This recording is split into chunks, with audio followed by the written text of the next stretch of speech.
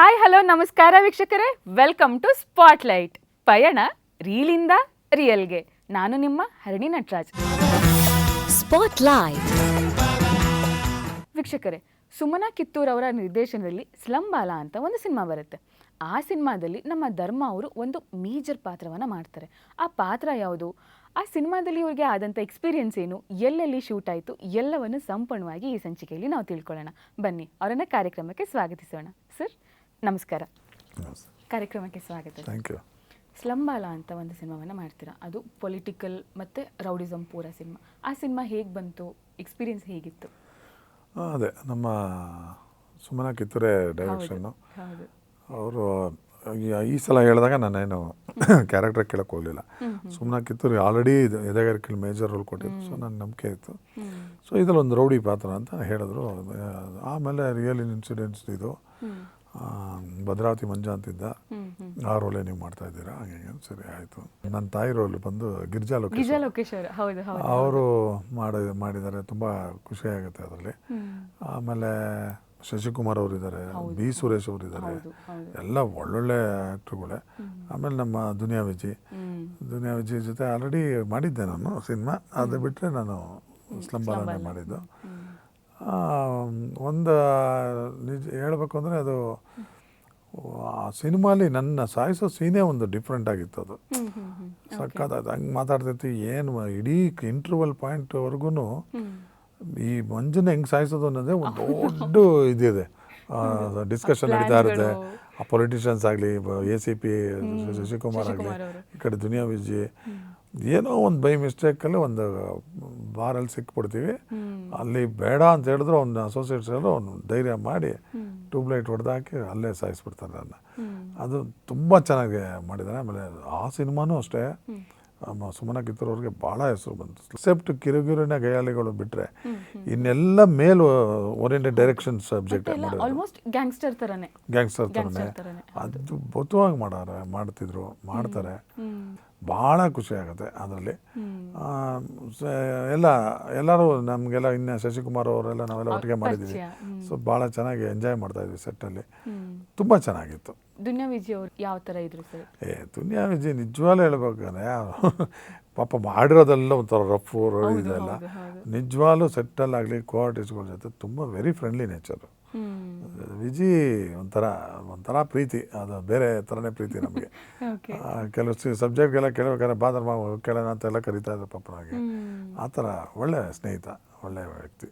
ಹೌದಲ್ಲ ಸರ್, ಇವಾಗ ಯಾರೋ ಒಬ್ರು ಆ್ಯಕ್ಟರು, ಅದು ಕೋ-ಆ್ಯಕ್ಟರು, ನೀವು ಬೆಳಿಬೇಕು ಅವರು ಬೆಳಿಬೇಕು ಅಂಥವ್ರು ನಿಮ್ಮನ್ನು ಕರ್ಕೊಂಡು ಹೋಗ್ತಾರೆ. ನಿಮಗೂ ಒಂದು ಪ್ರಿಫರೆನ್ಸ್ ಇದೆ ಅಂತಂದರೆ ಅದೆಷ್ಟು ಖುಷಿ ಅನ್ಸುತ್ತೆ. ನಿಜವಲ್ಲ, ನಮ್ಮ ಬಗ್ಗೆ ಅಂದರೆ ನಾವೇನೋ ಒಂದು ವರ್ತ್ ಅನ್ನಿಸ್ತಿದ್ದೀವಿ ಅನ್ನೋದು ಅದೊಂದು ಖುಷಿ ಆಗುತ್ತೆ. ಇವತ್ತು ನಿಜವಲ್ಲ ದುನಿಯಾ ವಿಜಯ್ದು super comeback as a director ಆಗಿ. ಏನು ತಮಾಷೆನ ಸಲಗ, ಭೀಮ, ಕಂಟಿನ್ಯೂಸ್ ಹಿಟ್ಟಲ್ಲಿ ಜೊತೆಗೆ ಡಿಫ್ರೆಂಟ್ ಸಬ್ಜೆಕ್ಟು, ಎಂಥ ಜವಾಬ್ದಾರಿ, ಪ್ಲಸ್ ಅವರೇ ಹೀರೋ. ಅದ್ರ ಜೊತೆಗೆ ನೋಡಿ ಇವಾಗ ಬಾಲಣ್ಣನ ಜೊತೆ ಮಾಡ್ಕೊಂಬಂದು ತೆಲುಗು. ಈಗ ಇವರು ವಿಜಯ್ ಸೇತುಪತಿ ಸಿನಿಮಾ ಮಾಡಿದ್ದಾರೆ. ಮೊನ್ನೆ ನೋಡ್ತಾ ಇದ್ದೆ, ಯಾವುದೋ ಫಂಕ್ಷನಲ್ಲಿ ದುನಿಯಾ ವಿಜಯ್ ಅವ್ರು ಹೋಗಿರಲಿಲ್ಲ.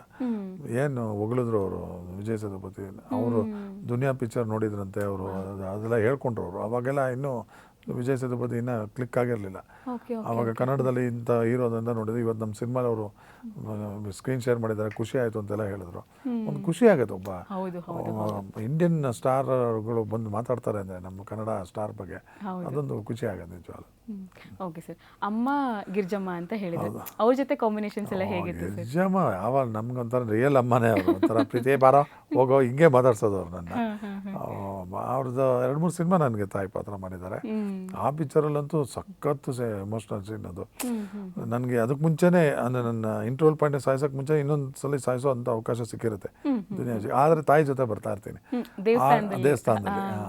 ಸೊ ಬೇಡ ಇವಾಗ ಅಂತ ಅದು ಬಿಡೋದಾಗ ಅದನ್ನು ಮತ್ತೆ ನಾನು ಸತ್ತ ಮೇಲೂ ಅದನ್ನು ಹಾಕ್ತಾರೆ. ಸೊ ದುನಿಯಾ ವಿಜಿಗೆ ಅದು ಫೀಲ್ ಆಗ್ತಾ ಇರುತ್ತೆ, ಅಂತ ಸಾಯಿಸ್ಬಿಟ್ಟು ಒಳಗೆ ಅವ್ರ ತಾಯಿ ಹುಚ್ಚಿ ಆಗ್ಬಿಟ್ಟಿರ್ತಾರೆ ಅವರು. ಅದನ್ನು ನೋಡಿದಾಗ ವಿಜಯ್ಗೆ ತುಂಬ ನೋವಾಗುತ್ತೆ. ಒಂದು ಇನ್ನೊಂದು ತಾಯಿಗೆ ನೋವಾಗ ಮಾಡ್ಬಿಟ್ನಲ್ಲ ಅನ್ನೋದು. ಅವೆಲ್ಲ ತುಂಬ ಚೆನ್ನಾಗಿ ತೊಗೊಂಡಿದ್ದಾರೆ ಸುಮನಾ ಕಿತ್ತೂರ್ ಡೈರೆಕ್ಷನ್. ನಂಗೆ ತುಂಬ ಖುಷಿ ಸುಮನಾ ಕಿತ್ತೂರ್ ಅವ್ರ ಜೊತೆ ವರ್ಕ್ ಮಾಡೋದಕ್ಕೆ. ಆಮೇಲೆ ಅವ್ರದ್ದು ಕಂಟಿನ್ಯೂಸ್ ನನಗೆ ಇದು ಸಿಕ್ತು, ಕಿರಗುರಿನ ಗಯಾಳಿಗಳು. ಅದರಲ್ಲಿ ನಾನೊಬ್ಬ ಮಲಯಾಳಿ ಇದು ಪಂಡಿತ, ನೋವು ತೆಗಿಯೋನು. ನೋವು ತೆಗಿಯೋ ನೆಪದಲ್ಲಿ ಹೋಗ್ಬಿಟ್ಟು ಕಿಶೋರ್ ಹೆಂಡತಿನ ಪಡಾಯಿಸ್ಬಿಟ್ಟಿರ್ತೀನಿ. ಅದ್ರಲ್ಲಿ ನಮ್ಮ ಸೋನು ಕೂಡ ಮಾಡಿದ್ರು ಅದರಲ್ಲಿ.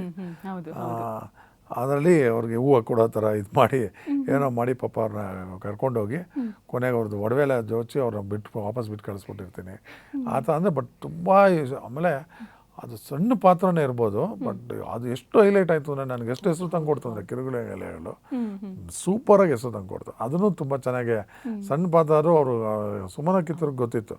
ನಾನು ಅಂದ್ಕೊಂಡೆ ಏನು ಸುಮನ್ ಬರ್ತಾ ದಿನಗಳು ಕಡಿಮೆ ಆಯಿತು ಕ್ಯಾರೆಕ್ಟ್ರೂ ಚಿಕ್ಕದಾಗ್ತಿದೆಯಲ್ಲ ಅಂತ ಅಂದ್ಕೊಂಡೆ. ಬಟ್ ಆದರೆ ಅವರು ಎಂಥ ಇಂಪಾರ್ಟೆನ್ಸ್ ಕೊಡ್ತಾರೆ ಅನ್ನೋದ್ರಲ್ಲಿ ಆ ಪಾತ್ರಗಳು ನೋಡಿದಾಗಲೇ ಗೊತ್ತಾಗುತ್ತೆ. ಅಷ್ಟು ಖುಷಿ ಆಯಿತು ಅದು. ಹೌದು ಸರ್. ಅಂದರೆ ನಾವು ಅನ್ಕೋಬೋದು ದಿನಗಳು ಕಮ್ಮಿ ಇದೆ, ಪಾತ್ರ ಡ್ಯೂರೇಷನ್ ಕಮ್ಮಿ ಇದೆ ಅಂತ ನಾವು ಅನ್ಕೊಂತೀವಿ ಕೆಲವೊಂದ್ಸಲ ಕ್ಯಾರೆಕ್ಟರ್ಸ್ಗಳನ್ನ ನೋಡ್ಬೇಕಾದ್ರೆ. ಬಟ್ ಅದು ಪ್ರಭಾವನೇ ಬೇರೆ ಇರುತ್ತೆ. ನಿಜ, ಖಂಡಿತ. ಅದು ಡೈರೆಕ್ಟರ್ಗಳಿಗೆ ಮಾತ್ರ ಗೊತ್ತಿರುತ್ತೆ. ಹೌದು. ಓಕೆ ಸರ್, ಇವಾಗ ಸ್ಲಂಬಾಲ ಬಗ್ಗೆ ಮಾತಾಡೋದಾದರೆ ಅಷ್ಟೊಂದು ಗ್ಯಾಂಗ್ಸ್ಟರು ಮತ್ತು ಬರೀ ಕೊಲೆ ಮತ್ತು ಪಾಲಿಟಿಕ್ಸು ಅದೇ ಇರೋದ್ರ ಮಧ್ಯ ಈ ಅಮ್ಮನ ಸೆಂಟಿಮೆಂಟ್ ಇಟ್ಟಿದ್ದಾರಲ್ಲ, ಬಟ್ ಹೆಂಗೆ ತಲೆ ಓಡಿಸ್ತಾರೆ ಸರ್ ಅವರೆಲ್ಲ? ನಿಜ, ಆ ವಿಚಾರದಲ್ಲಿ ಸುಮ್ಮನೆ ಹಾಕಿರೋರಿಗೆ ಹ್ಯಾಟ್ಸ್ ಆಫ್ ಹೇಳಬೇಕು. ಯಾಕಂದರೆ ನೋಡಿ, ಎಲ್ಲಾನು ಇರಬೇಕು ಅನ್ನೋದಕ್ಕೆ ಆ ಪಿಕ್ಚರೇ ಸಾಕ್ಷಿ. ಅದು ಅದೇ ಅಲ್ಲ, ನೀವು ಎದೆಗಾರಿಕೆ ಅಂತ ಸೀರಿಯಸ್ ಸಿನಿಮಾಲು ಅಲ್ಲಲ್ಲಿ ಕಾಮಿಕ್ ಇರುತ್ತೆ. ಕಾಮಿಕ್ ಅಂದರೆ ಸಿಚುಯೇಷನ್ ಕಾಮಿಡಿ. ಹಂಗೆ ಸುಮನ ಅವರು ಆ ಥರ ಯೋಚನೆ ಮಾಡ್ಕೊಂಡು ಮಾಡ್ತಾರೆ. ಇದರಲ್ಲಿ ತಾಯಿ ಸೆಂಟಿಮೆಂಟೇ ತುಂಬ ಚೆನ್ನಾಗಿದೆ. ನಂದು ಅವ್ರದ್ದು ಇದಿರೋದು ಸೀನ್ಗಳು ಒಂದು 3 ಸೀನ್ ಬಂದ್ರೂ ಇಡೀ ಸಿನಿಮಾಗೆ ಅದೊಂದು ಇಂಪ್ಯಾಕ್ಟ್ ಆಗುತ್ತೆ. ತುಂಬ ಚೆನ್ನಾಗಿ ಹೇಳ್ಕೊಳ್ಳುತ್ತೆ, ಸೆಳೆತ ತುಂಬ ಚೆನ್ನಾಗಿದೆ. ಅಂದರೆ ಎಲ್ಲರ ಮಧ್ಯ ಒಂದೇ ಒಂದು ಡಿಫ್ರೆಂಟ್ ಇದ್ದಾಗ ಹೈಲೈಟು ಆಗುತ್ತೆ ಮತ್ತು ಅದಕ್ಕಷ್ಟೇ ಪ್ರಿಫರೆನ್ಸಸ್ ಸಿಗುತ್ತೆ. ಟೋಟಲ್ ಆಗಿ ಮೂವಿ ಎಲ್ಲ ರಿಲೀಸ್ ಆದಮೇಲೆ ಹೇಗಿತ್ತು ಸರ್? ರಿಯಾಕ್ಷನ್ ಎಲ್ಲ ಹೇಗಿತ್ತು? ಸ್ಲಂಬಾಲ ರಿಲೀಸ್ ಆದಮೇಲೆ ಅದು ಒಳ್ಳೆ ಸಕ್ಸಸ್ ಆಯಿತು. ದುನಿಯಾ ವಿಜಿ ಅವ್ರಿಗೆ ಒಂದು ಸೈಲೆಂಟ್ ಇದು ಅಂದರೆ ಡೈಲಾಗ್ ಡೆಲಿವರಿ ಆಗಲಿ ಇನ್ನೊಂದಾಗಲಿ ಒಂಥರ ಸೈಲೆಂಟಾಗಿ ಹೋಗುತ್ತೆ ಸಬ್ಜೆಕ್ಟು. ಒಂದು ಸ್ಲಮ್ಮಲ್ಲಿ ಆಗ್ತಾ ಇದ್ದಂಥ ತೊಂದರೆಗೆ ಎಂಟ್ರಾಗಿ ರೌಡಿಸಮ್ಗೆ ಇಳಿದು ಸುಮಾರು ಇದ್ವಾಗಿ ಎಲ್ಲೋ ಒಂದು ಫೋನಲ್ಲಿ ಅವರೆಲ್ಲೋ ಮಾತಾಡ್ತಿದ್ರೆ ಅವ್ರ ಫ್ರೆಂಡ್ಸ್ ಜೊತೆ ಮಾತಾಡೋದು, ಅವ್ರ ಜೊತೆಲೇ ಇರೋರು ಹೋಗಿ ಆ ರಾಜಕೀಯದವ್ರಿಗೆ ಹಾಕ್ಕೊಡೋದು, ಇವರು ಗೊತ್ತಿಲ್ಲದೇನೆ ಅವರು ದ್ವೇಷ ಇಟ್ಕೊಂಡು ದುನಿಯಾ ವಿಜಯನ ಎನ್ಕೌಂಟರ್ ಮಾಡೋದು ಎಲ್ಲ ತುಂಬ ಚೆನ್ನಾಗಿದೆ. ಅಂದರೆ ಇದು ರಿಯಲ್ ಸ್ಟೋರಿ ಬೇರೆ ಹಿಂಗಾಗಿತ್ತಂತೆ. ಒಬ್ಬ ವಿನಾಯಕ ಬಾಲ ಅಂತ ಯಾರೋ ಇದ್ದ ಅನ್ನೋದು ಒಂದು ಹಿಸ್ಟ್ರಿ. ಅದು ಅದೇ ಇಸ್ಲಾಂ ಬಾಲ ಅನ್ನೋದನ್ನ ಥರ ಮಾಡಿ ಇದು ಮಾಡಿರೋದು.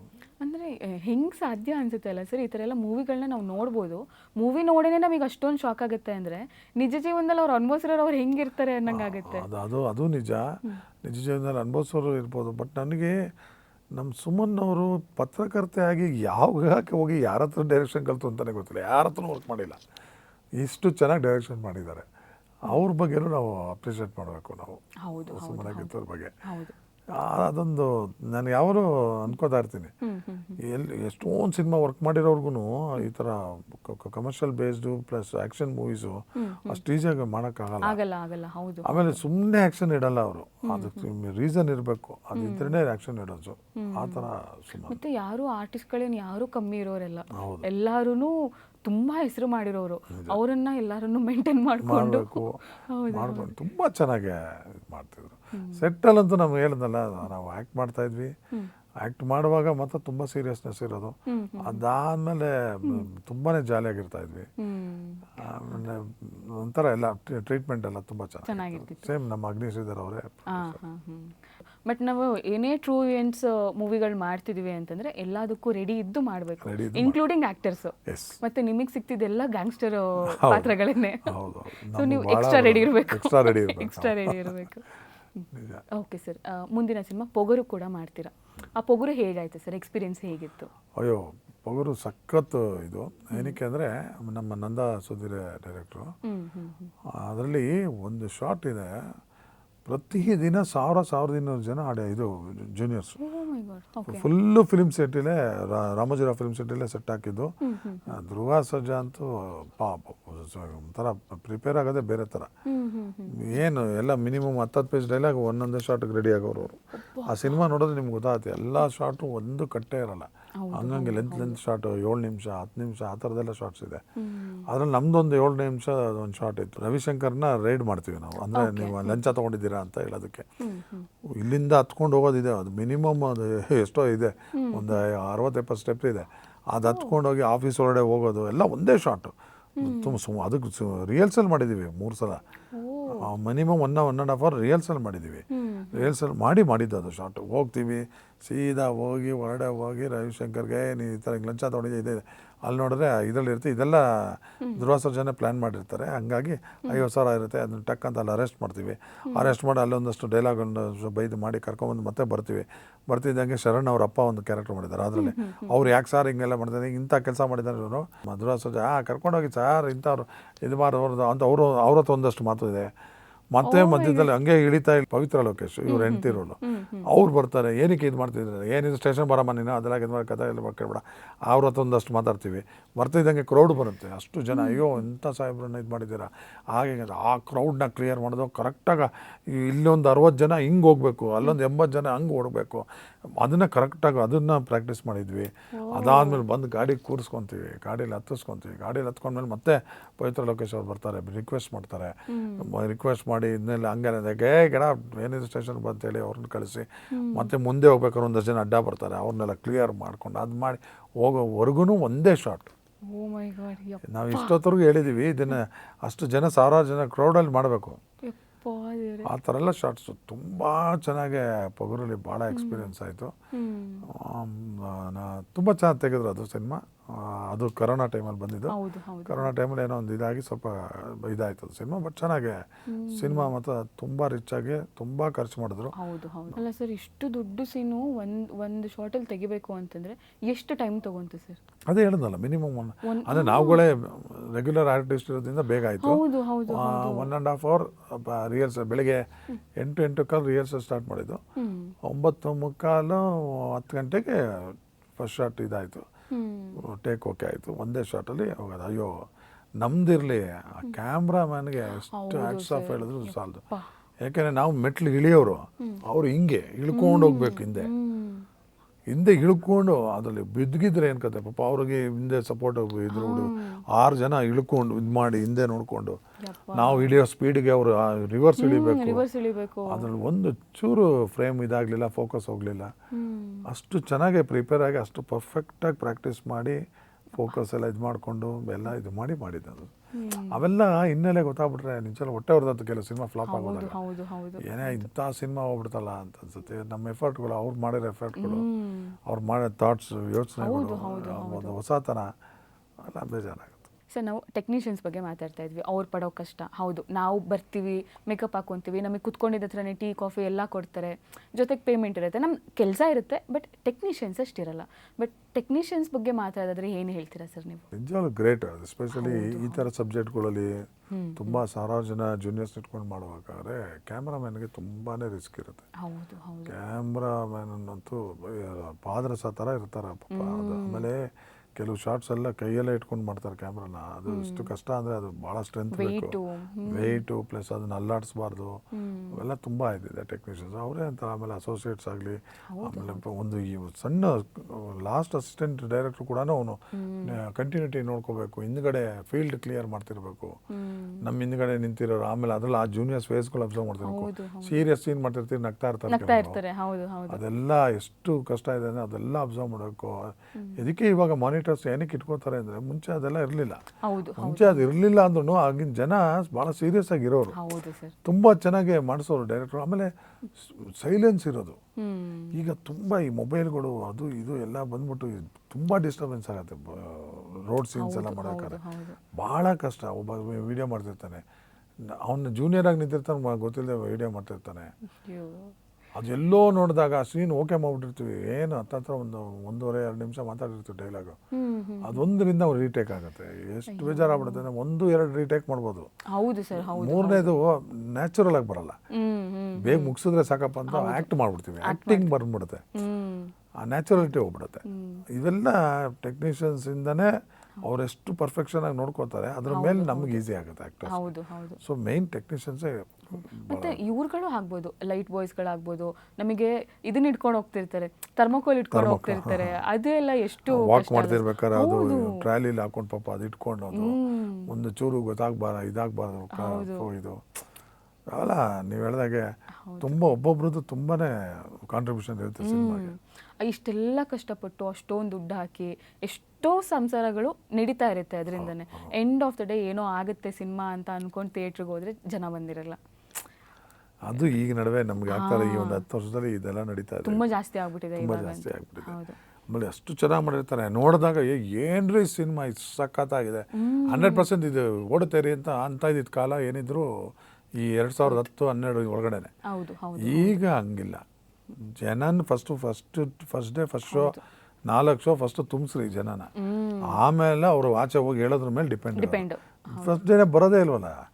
ಈಗೇನು ಎಷ್ಟು ವರ್ಷ ಆಗ್ಬಿಟ್ಟಿದೆ ಅಂದರೆ ಪಾಪ ಕೆಲವು ಪ್ರೊಡ್ಯೂಸರ್ಸು ಕಾಲೇಜ್ಗಳಿಗೆ ಹೋಗ್ಬಿಟ್ಟು ಫ್ರೀ ಟಿಕೆಟ್ ಕೊಡ್ತಾರೆ. ಅಯ್ಯೋ. ಫ್ರೀ ಟಿಕೆಟ್ಸ್ ಕೊಟ್ಟು ಬನ್ನಿ ಥಿಯೇಟ್ರಿಗೆ ನೋಡಿ ಅಂತ. ಯಾಕಂದ್ರೆ ಅದು ಚೆನ್ನಾಗಿದೆ ಅಂತ ಅಟ್ಲೀಸ್ಟ್ ನೆಕ್ಸ್ಟ್ ಇಂದಾದ್ರೂ ದುಡ್ಡು ಬರ್ಬೋದು ಅಂತ. ಹೌದು ಹೌದು. ಅದನ್ನು ಬರೋಕ್ಕೂ ಇಂಟ್ರೆಸ್ಟ್ ಇರೋಲ್ಲ ಕೆಲವ್ರಿಗೆ, ಟೈಮ್ ಇಲ್ಲ ಅನ್ನೋರು ಇದ್ದಾರೆ. OTT ಅಲ್ಲಿ ನೋಡ್ಕೊಂತೀವಿ ಅನ್ನೋರಿದ್ದಾರೆ. ಅದೊಂದು ಇದೆ OTT ಇದು. ಯಪ್ಪ. ಸಾಕಷ್ಟು ಬೇಜಾರಾಗುತ್ತೆ.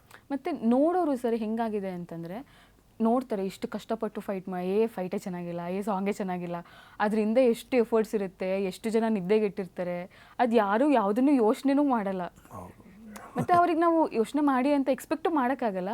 ಬಟ್ ಒಂದು ಪಾಯಿಂಟಲ್ಲಿ ಇಲ್ಲ ಚೆನ್ನಾಗಿಲ್ಲ ಅಂತ ಕೇಳಿಸ್ಕೊಂಡಾಗ ನಮ್ದು ಜೊತೆಗೆ ಟೆಕ್ನಿಷಿಯನ್ಸ್ದು ಒಂದು ಪಾಯಿಂಟಲ್ಲಿ ಬಂದ್ಬಿಡುತ್ತೆ ಎಷ್ಟು ಕಷ್ಟಪಟ್ಟಿದ್ದಾರಲ್ಲ ಅಂತ. ಇಲ್ಲ ನೋಡಿ, ಈಗ ನೀವು ಹೇಳ್ದಂಗೆ ಪಿಕ್ಚರ್ ಶೂಟಿಂಗ್ ಮಾಡುವಾಗ ಟೆಕ್ನಿಷಿಯನ್ಸ್ಗೆ ಆಗಲಿ ಮೇಕಿಂಗ್ ಆಗಲಿ ತುಂಬ ಚೆನ್ನಾಗಿ ಖರ್ಚು ಮಾಡಿರ್ತಾರೆ ಪ್ರೊಡ್ಯೂಸರು. ಹೌದು.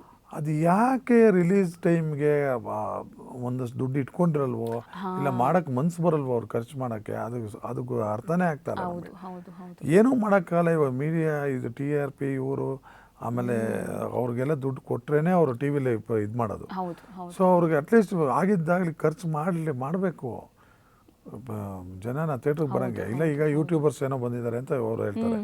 ಯೂಟ್ಯೂಬರ್ಸಿಂದನೂ ತುಂಬಾ ಹೆಲ್ಪ್ ಆಗ್ತಾಯಿದೆ, ಇಲ್ಲ ಅಂತಲ್ಲ, ಸಿನಿಮಾಗಳಿಗೆ ಅದು ಜನಕ್ಕೆ ಗೊತ್ತಾಗಂಗೆ ಆಗ್ತಾಯಿದೆ. ಇಲ್ಲ ಆದರೂ ನಾವು ಒಂದು ಕಡೆನೇ ಡಿಪೆಂಡ್ ಆಗಬಾರ್ದು. ಹೌದು. ಪ್ರೊಡ್ಯೂಸರ್ ಆದವನು ಯಾವಾಗ ಸಿನಿಮಾ ಚೆನ್ನಾಗಿದೆ ಅಂತ 4 ಜನಕ್ಕೆ ತೋರಿಸಿದಾಗ ಕಾನ್ಫಿಡೆನ್ಸ್ ಬಂತು ಅನ್ನೋ ಅದು ಜಡ್ಜ್ ಮಾಡೋ ಕೆಪಾಸಿಟಿ ಇರಬೇಕು. ಚೆನ್ನಾಗಿತ್ತು ಅಂದರೆ ಆಗಿದ್ದಾಗಲಿ ಇನ್ನೊಂದು ಅಂದರೆ ಅವ್ರ ಲೆವೆಲ್ಗೆ ಅವ್ರು ತಕ್ಕಂಥ 50 ಲಕ್ಷ 1 ಕೋಟಿ ಎಕ್ಸ್ಟ್ರಾ ಖರ್ಚಾಗಲಿ, ಚೆನ್ನಾಗಿದೆ ಅಂದಮೇಲೆ ಥಿಯೇಟ್ರಿಗೆ ಜನ ಅವ್ರಾಗವರೇ ಬಂದು ಟಿಕೆಟ್ ತೊಗೊಳ್ಳೋ ಲೆವೆಲ್ಗೆ ಬರೋಂಗೆ ಮಾಡಬೇಕು. ಮಾಡಿದ್ವಾ ಅದು ಕಾನ್ಫಿಡೆನ್ಸ್ ಇತ್ತ ಇವ್ರದ್ದು 100% ಓಡುತ್ತೆ. ರಿಲೀಸ್ ಟೈಮಲ್ಲಿ ಎಡುತ್ತಾರೆ, ಅದು ಯಾಕೆ ಅಂತ ಗೊತ್ತಿಲ್ಲ ನನಗೆ. ತುಂಬಾ ಮಿಸ್ಟೇಕ್ ಇದೆ ನಮ್ಮ ಪ್ರೊಡ್ಯೂಸರ್ಸ್ದು ಅಂಡ್ ಡಿಸ್ಟ್ರಿಬ್ಯೂಟರ್ಸ್. ಸರ್, ಇವಾಗ ಪ್ರೀ ರಿಲೀಸ್ ಅನ್ನೋದು ಟ್ರೆಂಡ್ ಆಗ್ತಿದೆ. ಮತ್ತು ಕರ್ನಾಟಕದಷ್ಟೇ ಅಲ್ಲ, ಬೇರೆ ಸ್ಟೇಟ್ಗಳಿಗೆ ಹೋಗಿ ಕೂಡ ಪ್ರೀ ರಿಲೀಸ್ ಮಾಡೋದು, ಮೂವಿಗಳನ್ನ ತೋರಿಸೋದು, ಆ ಥರ ಎಲ್ಲ ಮಾಡ್ತಾ ಇದ್ದಾರೆ. ಮತ್ತು ಡಿಸ್ಟ್ರಿಕ್ಟ್ಸ್ನ ನೋಡ್ತಾರೆ. ಅದೆಲ್ಲ ವರ್ಕ್ ಆಗ್ತಿದೆಯಾ ಸರ್ ನಮ್ಮ ಸಿನಿಮಾಗಳಿಗೆ? ಅದೇ ದೊಡ್ಡ ಸಿನಿಮಾಗಳು ಅದೆಲ್ಲ. ಬೇರೆ ನೀವು ಊರು ಸ್ಟೇಟ್ಗೆ ಅಂದರೆ ನೀವೇ ಅರ್ಥ ಮಾಡ್ಕೊಳ್ಳಿ. ಬಜೆಟು, ಕಾನ್ಫಿಡೆನ್ಸು, ಅಲ್ಲಿ ಹೋಗಿ ರಿಲೀಸ್ ಮಾಡಿ ಆ ಲ್ಯಾಂಗ್ವೇಜಲ್ಲಿ ಅಲ್ಲಿ ಫಂಕ್ಷನ್ಸ್ ಮಾಡಿ ಅಲ್ಲಿರೋರಿಗೆ ರಿಸೀವ್ ಮಾಡ್ಕೊಳ್ಳೋದಕ್ಕೆ, ಪ್ಲಸ್ ಅವ್ರಿಗೆ ಗೊತ್ತಾಗೋದು ಇಂಥ ಸಿನಿಮಾ ಬರ್ತಾ ಇದೆ, ಇಂಥ ಲ್ಯಾಂಗ್ವೇಜ್ದು ರೀಮೇಕ್ ಆಗಿ ಅಥವಾ ವಾಯ್ಸ್ ಡಬ್ಬಾಗಿ ಬರ್ತಾ ಇದೆ, ನೋಡ್ಬೇಕು ನೀವು ಅಂತ ಹೇಳೋದಕ್ಕೆ ಇದು ಮಾಡ್ತಾರೆ. ಅದೆಲ್ಲ ಹೈ ಬಜೆಟ್ ಅದು. ಹೌದು. ಮತ್ತು ಇವಾಗ ಅದು ಪೇಯ್ಡ್ ಪ್ರೀಮಿಯರ್ ಅಂತಲೂ ಶುರು ಮಾಡಿದ್ದಾರೆ. ಎಕ್ಸಾಂಪಲು ಸೂಫ್ರಮ್ ಶೋ ಅದನ್ನು ಕೂಡ ಮಂಗಳೂರಲ್ಲೂ ಮಾಡಿದ್ರು ಪೇಯ್ಡ್ ಪ್ರೀಮಿಯರ್ ಅಂತ, ಮೈಸೂರಲ್ಲಿ ಮಾಡಿದ್ರು. ಆ ಥರ ಎಲ್ಲ ಹೊಸ ಟೆಕ್ನಿಕ್ಸ್ಗಳನ್ನ ಅವರೇ ಇಂಟ್ರೊಡ್ಯೂಸ್ ಮಾಡ್ತಾರೆ. ಬಟ್ ಎಷ್ಟು ಉಪಯೋಗ ಆಗ್ತಿದೆ ಅನ್ನೋದು ಗೊತ್ತಾಗ್ತಿಲ್ಲ. ಅದೇ ಎಲ್ಲೋ ಆ ಥರ ಸಕ್ಸಸ್ಫುಲ್ ಮೂವಿ ಇದ್ದಾಗ ಉಪಯೋಗ ಆಗುತ್ತೆ. ಸೂಫ್ರಮ್ ಶೋ ಪೇಯ್ಡ್ ಪ್ರೀಮಿಯರೇ ಬೆಸ್ಟ್ ಅದು. ಅಂತ ಸಿನಿಮಾ ದುಡ್ಡು ಕೊಟ್ಟೆ ನೋಡ್ಬೇಕು ಅಂತ ಸೂಪರ್ ಸಿನಿಮಾ ಅದು. ಸೊ ಹಂಗಾಗಿ ಆ ಥರದ್ದು ಸಿನಿಮಾಗಳು ಮಾಡಬೇಕು. ಮಾಡಿದಾಗ ಇದಾಗುತ್ತೆ ನೋಡಿ. ಅವ್ರು ಅಂದ್ಕೊಂಡಿದ್ರು ಅವರು 1:100 ಕಲೆಕ್ಟ್ ಆಗುತ್ತೆ ಅಂತ. ಬಟ್ ಅಂದರೆ ಅಷ್ಟು ನಂಬಿಕೆ ಅವ್ರಿಗೆ. ಅವ್ರು ಬಂದು ಅದು ಮಾಡಿದ್ದಾರೆ. ಆಮೇಲೆ ನೋಡಿ, ಒಬ್ಬರು ಯಾರು ನೋಟೆಡ್ ಇಲ್ಲ. ರಾಜ್ವೀರ್ ಶೆಟ್ಟಿನೇ ಮೇಯ್ನು, ಎಲ್ಲ ಹೊಸಬ್ರೆ. ಬಟ್ ಆ ಹೊಸಬ್ರುಗಳು ಯಾರು ಹೊಸಬ್ರಲ್ಲ, super technicians, super dialogue writers, super directors, super ಆರ್ಟಿಸ್ಟ್ಗಳು. ಅವರೆಲ್ಲ ಈ ಹಿಂದೆ ರಾಜ್ವೀರ್ ಶೆಟ್ಟಿ ಸಿನಿಮಾಗಳಲ್ಲಿ ಎಲ್ಲ ಸಿನಿಮಾಗಳಲ್ಲೂ ಇದ್ದಾರೆ. ಆಗಿರಲಿಲ್ಲ. ಈ ಸಿನಿಮಾ ನೋಡಿ ಬಂತು, ಪ್ರತಿಯೊಬ್ರು ಅದು ಸಕ್ಸಸ್ ಆಗೋಯ್ತಲ್ಲ, ಪ್ರತಿಯೊಬ್ರು ಕ್ಯಾರೆಕ್ಟರ್ನು ಹೀರೋ ಆಗೋಯ್ತು, ಪ್ರತಿಯೊಬ್ರು ಹೀರೋ ಆಗೋದು. ಹಂಗೆ ಟೈಮ್ ಮಾಡ್ತಾ ಇರ್ಬೇಕು ನಾವು. ಯಾವ ಸಿನಿಮಾ ನಮಗೆ ಹೆಸರು ತಂದ್ಕೊಡೋದೇ ಗೊತ್ತಿಲ್ಲ. ಈಗ ನೋಡಿ, ಆ ದುರಂಧರ್ ಸಿನಿಮಾಲಿ ಅದು ಪ್ರೈಮ್ ಮಿನಿಸ್ಟರ್ ರೋಲ್ ಮಾಡಿದಾರಲ್ಲ, ಆ ಮನುಷ್ಯನ್ ಸುಮ್ಮನೆ ತಮಾಷೆ ಮಿನಿಸ್ಟರ್ ರೋಲ್ ಮಾಡಿದಾರೆ ಅವರು. ಅವ್ರು 45 ವರ್ಷದಿಂದ ಇಂಡಸ್ಟ್ರಿಯಲ್ಲಿದ್ದಾರೆ. ಈ ಸಿನಿಮಾಲೇ ಅವ್ರಿಗೆ ಗ್ರೇಟ್ ರೆಕಗ್ನಿಷನ್ ಸಿಕ್ಕಿದ್ದು, ಸಕ್ಸಸ್ ಸಿಕ್ಕಿದ್ದು. ಹಂಗೆ ನಮ್ದು ಕಲಾವಿದ್ರದ್ದು ಯಾವಾಗ ಹೆಂಗೆ ಅಂತ ಹೇಳಕ್ಕೆ ಆಗಲ್ಲ. ಯಾವ ಸಿನಿಮಾ ನಾವು ಹಚ್ಕೊಂಡು ಕ್ಲಿಕ್ ಆಗ್ತೀವಿ, ಯಾವ ಸಿನಿಮಾ ಕ್ಲಿಕ್ ಆಗುತ್ತೆ, ಎಲ್ಲಿಗೆ ತೊಗೊಂಡೋಗಿ ಕೂರಿಸುತ್ತೆ ಯಾರನ್ನ, ಯಾರನ್ನೂ ಹೇಳೋಕ್ಕಾಗಲ್ಲ. ಹೇಳಕ್ಕಾಗಲ್ಲ. ಮತ್ತೆ ಕೆಲವೊಂದ್ಸಲ ನಾವು ಎಕ್ಸ್ಪೆಕ್ಟ್ ಮಾಡಿರ್ತೀವಿ, ಇಲ್ಲ ಈ ಕ್ಯಾರೆಕ್ಟರ್ ಚೆನ್ನಾಗಿ ಹೋಗುತ್ತೆ ಅಂತ, ಅದು ಹೋಗಿರಲ್ಲ. ಇದಿಲ್ಲ ಇದು ಬಿಡು ಹೋಗ್ಲಿ, ಏನೋ ಮಾಡೋಣ, ಪೇಮೆಂಟ್ ಬರುತ್ತೆ ಮಾಡೋಣ, ಅದು ಚೆನ್ನಾಗಿ ಆಗ್ಬಿಟ್ಟಿರುತ್ತೆ. ಈಗ ನೀವು ಹೇಳಿದಾಗೆ ನಾನು ಹೇಳ್ದಲ್ಲ, ನನಗೆ ಇಷ್ಟವಾದಂಥ ಪಾತ್ರಗಳೆಲ್ಲ ಮಾಡಿದ್ದೀನಿ. ಅದ್ರಲ್ಲಿ ಕೆಲವು ಇಷ್ಟವಾದಂಥ ಪಾತ್ರಗಳು ಮಾಡಿರೋದು ಯಾವುದು ಸಕ್ಸಸ್ ಆಗಲಿಲ್ಲ, ಅಂದರೆ ಪಿಕ್ಚರಲ್ಲಿ ಥಿಯೇಟರಲ್ಲಿ ಓಡಲಿಲ್ಲ. ಸೊ ಆ ಪಾತ್ರ ಅಲ್ಲೇ ಸತ್ತೋಯ್ತು ಅದು. ಮತ್ತೆ ಆ ಪಾತ್ರ ಸಿಗಬೇಕು ಅಂತ ದೊಡ್ಡ ಬ್ಯಾನರ್ ಸಿಕ್ಕಿ ಆ ರೋಲ್ ನಮಗೆ ಕೊಟ್ಟು ಆ ಪಿಕ್ಚರು ಸಕ್ಸಸ್ ಆದ್ರೇ ನಮಗೆ. ಹೌದು ಹೌದು ಹೌದು. ಮತ್ತೆ ನೀವೇ ಹೇಳ್ದಂಗೆ ಎಷ್ಟೋ ಸಲ ಕ್ಯಾರೆಕ್ಟರ್ನ ಮಾಡಿದ್ರು ರೀಚ್ ಆಗ್ತಿಲ್ಲ. ಅದು ಮೇಜರ್ ಪ್ರಾಬ್ಲಮ್ ನಮ್ಮ ಕನ್ನಡದಲ್ಲಿ. ರೀಚ್ ಆಗೋದಕ್ಕೆ ಏನು ಮಾಡಬೇಕು, ಯಾವ ಥರ ಮಾಡಬೇಕು, ಎಲ್ಲ ದಾರಿಗಳನ್ನೂ ಹುಡುಕ್ತಿದ್ದಾರೆ, ಯಾವ ದಾರಿ ಸಕ್ಸಸ್ ಆಗುತ್ತೆ ಗೊತ್ತಿಲ್ಲ. ನಿಮ್ಮ ಆ್ಯಂಗಲಿಂದ ಯೋಚನೆ ಮಾಡಿದ್ರೆ ಏನು ಮಾಡಿದ್ರೆ ಮೂವಿಗಳು ರೀಚ್ ಆಗುತ್ತೆ ಸರ್? ಅಲ್ಲ, ಖಂಡಿತವಾದ ಕಂಟೆಂಟೇ, ಸಬ್ಜೆಕ್ಟ್ನೇ ನಾವು ಹೀರೋ ಮಾಡಬೇಕು. ಹೀರೋನ ಇಟ್ಕೊಂಡು ಸಬ್ಜೆಕ್ಟ್ ಮಾಡೋದಲ್ಲ, ಅದು ಬೇರೆ ಥರ. ಅದು ಎಲ್ಲೋ ಹೆವಿ ಫ್ಯಾನ್ಸ್ ಫಾಲೋಯಿಂಗ್ ಇದ್ದು ಅದಕ್ಕೆ ಇರುತ್ತೆ, ಇಲ್ಲ ಅಂತಲ್ಲ. ಬಟ್ ಕಥೆನ ನಾವು ಹೀರೋ ಮಾಡ್ಕೊಂಬಿಟ್ರೆ ಯಾರನ್ನ ಹಾಕೊಂಡ್ರು ಅದು ಓಡುತ್ತೆ ಅನ್ನೋದು ಇದೆ. ಎಕ್ಸಾಂಪಲ್ ಸೂಫ್ರಮ್ಸು ಹಂಗೇನೆ ಆ ಥರ ಸಬ್ಜೆಕ್ಟ್ನ ನಾವು ದಮ್ ಮಾಡ್ಕೊಬೇಕು. ದಮ್ ಮಾಡ್ಕೊಂಡಿದ್ದು ತಕ್ಕಂತೆ ರಿಲೀಸ್ ಟೈಮಲ್ಲಿ 100% ಜನಕ್ಕೆ ರೀಚ್ ಆಗೋ ಥರ ಪ್ರಮೋಷನ್ ಮಾಡಲೇಬೇಕು. ಅದೆಲ್ಲ ಹೋಯ್ತು, ಹಿಂದಿನ ಕಾಲ ಹೋಯ್ತು. ಇಂಥ ಥಿಯೇಟ್ರಲ್ಲಿ ಯಾವುದೋ ಸಿನಿಮಾ ಶುಕ್ರವಾರ ಬಂದೇ ಬರುತ್ತೆ ಅಂದ್ಕೊಂಡು ಬರೋಂಥ ಆಡಿಯನ್ಸ್ ಇದ್ದರು. ಶುಕ್ರವಾರ ಹೊಸ ಪಿಕ್ಚರ್ ಅನ್ನೋದು ಗೊತ್ತಿದ್ದು ಜನಕ್ಕೆ. ಅವಾಗ ಯಾವ ಥಿಯೇಟ್ರ್ ಮುಂದೆ ನೋಡಿ ಬೆಳಗ್ಗೆನೆ ಪಾಪ ಜನ ಕೂತಿರೋರು ಕ್ಯೂ ಟಿಕೆಟ್ ತೊಗೊಳೋದಕ್ಕೆ. ಅಲ್ಲಿ ಹೊಸಬನ್ ಪಿಕ್ಚರೋ, ಇನ್ಯಾರ್ದೋ ಪಿಕ್ಚರೋ, ಸ್ಟಾರ್ ಪಿಕ್ಚರೋ ಅದೆಲ್ಲ ನೋಡ್ತಾ ಇರಲಿಲ್ಲ. ಬಟ್ ಈಗ ಹಂಗಲ್ಲ, ಜನ ತುಂಬ ಬ್ಯುಸಿ ಇದ್ದಾರೆ, ತುಂಬ ಬೇರೆ ಬೇರೆ ಕೆಲಸದಲ್ಲಿ ಅಳವಡಿಸ್ಕೊಂಡಿದ್ದಾರೆ. ಪ್ಲಸ್ ತುಂಬ ಆರ್ಥಿಕ ಪರಿಸ್ಥಿತಿ ವರ್ಸ್ಟ್ ಆಗಿದೆ ಈಗ ಇಂಡಿಯಾಲಿ. ಸೊ ಹಂಗಾಗಿ ಪಾಪ ಅವರು ಎಂಟರ್ಟೈನ್ಮೆಂಟ್ಗೋಸ್ಕರ ಬರಬೇಕು ಅಂದರೆ ಅವರು ತುಂಬ ಯೋಚನೆ ಮಾಡ್ತಾರೆ. ಈ ವ್ಯಕ್ತಿದ ಈ ಸಿನಿಮಾನ, ಈ ಡೈರೆಕ್ಟರ್ದ, ಇವ್ರದ್ದು ಅಟ್ಲೀಸ್ಟ್ ನಮಗೆ ಇಷ್ಟ ಆಗೋ ಥರ ಮಾಡಿರ್ತಾರಪ್ಪ ಅನ್ನೋದು ಸೆಲೆಕ್ಟಿವ್ ಮಾಡ್ಕೊಂಡ್ಬಿಟ್ಟಿರ್ತಾರೆ. ಹಂಗಾಗಿ ನಾವು ಏನೋ ಸಿನಿಮಾ ಮಾಡ್ಬಿಟ್ರೆ ಥಿಯೇಟರ್ ಬರ್ತಾರೆ ಅನ್ನೋದು ಸುಳ್ಳು, ಚಾನ್ಸೇ ಇಲ್ಲ. ಹೌದು ಹೌದು.